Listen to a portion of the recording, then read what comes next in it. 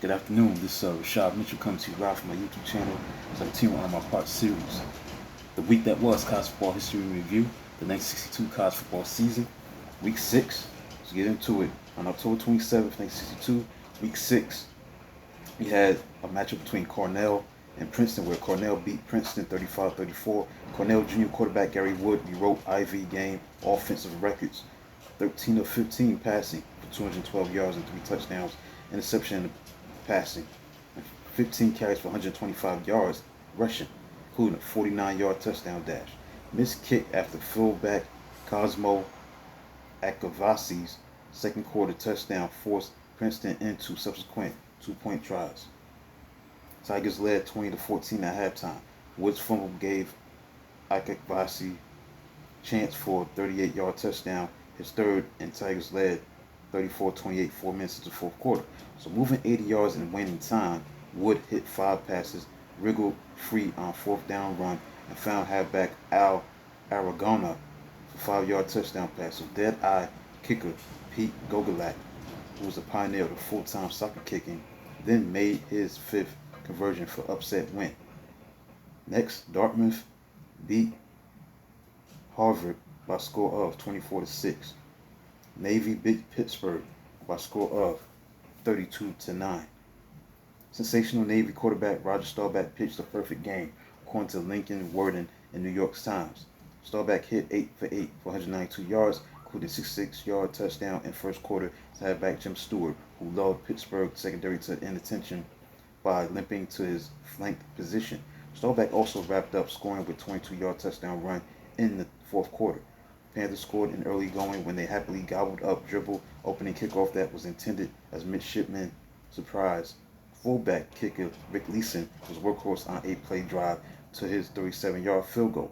Under substantial rush, Pittsburgh quarterback Jim Traficant threw first quarter interception that Navy guard linebacker Fred Marlin put into play at Panthers' 36-yard line. Halfback John Say gave Middies the 12-3 lead with touchdown run with 7 plays, including 2 Staubach passes.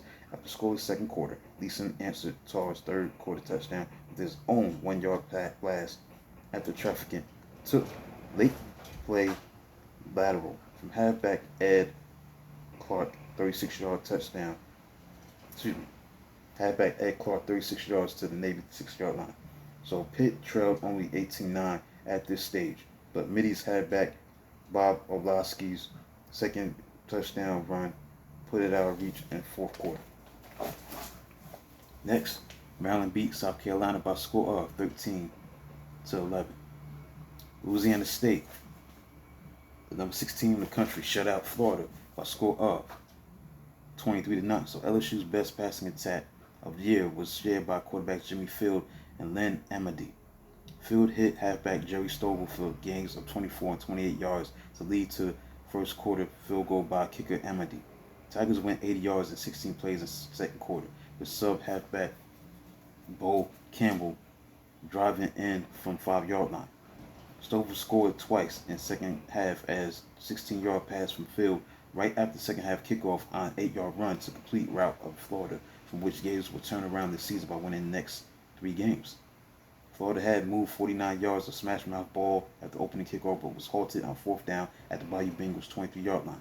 The Gators took it until final seconds to advance again, any closer than LSU 34-yard line, as their biggest producer was quarterback Tom Shannon with 12 for 22, 90 yards in the air. Sensational sophomore fullback Larry Dupree was completely stunned by the Tigers' defense when he carried 27 yards on 10 carries. Next,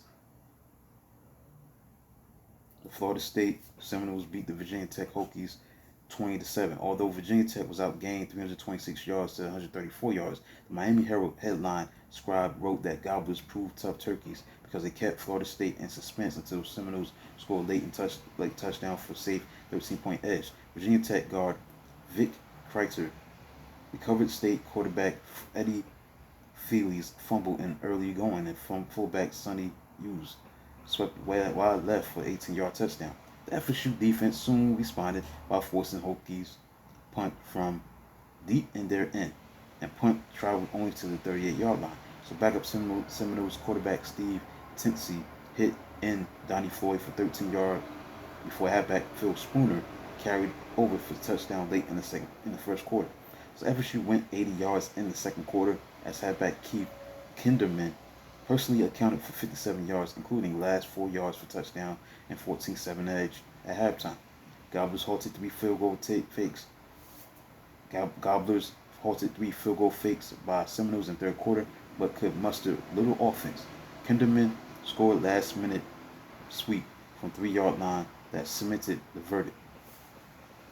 Ohio State upset number 5 Wisconsin by a score of 14-7. Before 85,640, Ohio State elbowed way back into Big Ten race as the Buckeyes scored first on quarterback Joe Sparmer's 21-yard pass to halfback Paul Warfield. Wisconsin tied it in second quarter with a surprise maneuver after defensive back Jim Shanks interception. Badgers ran plunge, then quick pass without huddle. Quarterback Ron Vanderkellen's 47-yard touchdown to halfback Ron Smith. Trio of Ohio fullbacks combined to take advantage of personal full foul on 57-yard fourth quarter touchdown drive. Fullback Dave Francis appeared to be punched. The officials walked off penalty to Badgers 29-yard line. So fullbacks Dave Catter Henrik and Bob Butts alternated driving to 1-yard line, and halfback and quarterback John Mummy sneaked over. Northwestern beat Notre Dame by a score of 35-6. Number 3 Northwestern beat Notre Dame 35-6. Using block, punt, interception, fumble recovery, Wildcats jumped to a 29-0 lead by third quarter. Northwestern quarterback Tommy Myers passed 11 for 18, 168 yards, 2 touchdowns. Each score caught by wide receiver Paul Flatley. Quarterback Darryl LaMonica was sole bright spot for Notre Dame, passing 4 for 5 on fourth quarter, 70-yard touchdown drive. Notre Dame's only trip inside Northwestern 44-yard line. Next, Rice played to a tie against number 1 Texas, 14-14. Iowa's big sophomore halfback Paul Piper picked peck of piercing places through powerful defense of Texas in the first quarter. He scored on a 48-yard run.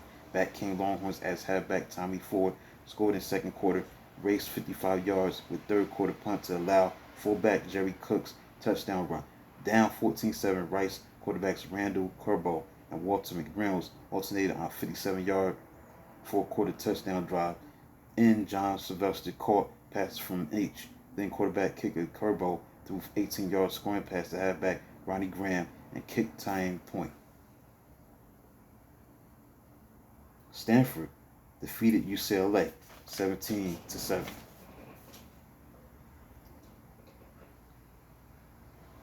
Gift wrap turnovers were order of the day as 11 giveaways ended offensive possessions. Underdog Stanford finally halted Madness to score field goal and touchdown on normal drives. Each team long touchdown return of mid-air fumble and early going. UCLA quarterback Larry Zeno flipped bad pitch out to halfback Kermit Alexander, who bobbled ball into the hands of Indians and Frank Patachucci, who rambled 82 yards to score. Holding penalty spoiled Stanford drive by halfback kicker Stan Ningscott made 25-yard field goal for 10-0 margin. Zeno threw one of his 5 interceptions to Indians defensive back Tim Hansel and tried move to UCLA 15-yard line. Fullback linebacker Mitch Demich hit Stanford halfback Alan Kerr to bang loose ball into the air. Bruins defensive back Carl Jones rushed up to grab ball and tore 81 yards to score before halftime. Stanford marched 89 yards to touchdown as quarterback Steve Thurlow hit 3 passes and ran 16 yards to the 2-yard line. Number 8, Washington. Matchup against Oregon resulted in a 21-21 tie, as after Aces halfbacks Mel Renfro of Oregon and Charlie Mitchell of Washington traded first half touchdowns, the Huskies marched after second half kickoff to Mitchell's second score and 14-7 lead. Renfro countered with 14-yard option touchdown pass to end Greg Welliner, but Ducks missed kick and trailed 14-13. Huskies blocked punt in fourth quarter and soon had 21-13 lead.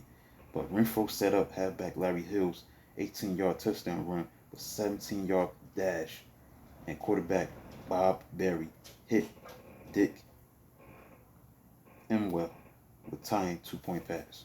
So that includes a look at the week that was for week 6, October 27, 1962, the games that were played on that day. So we're going to look at the AP poll as of October 29th. Northwestern was number 1.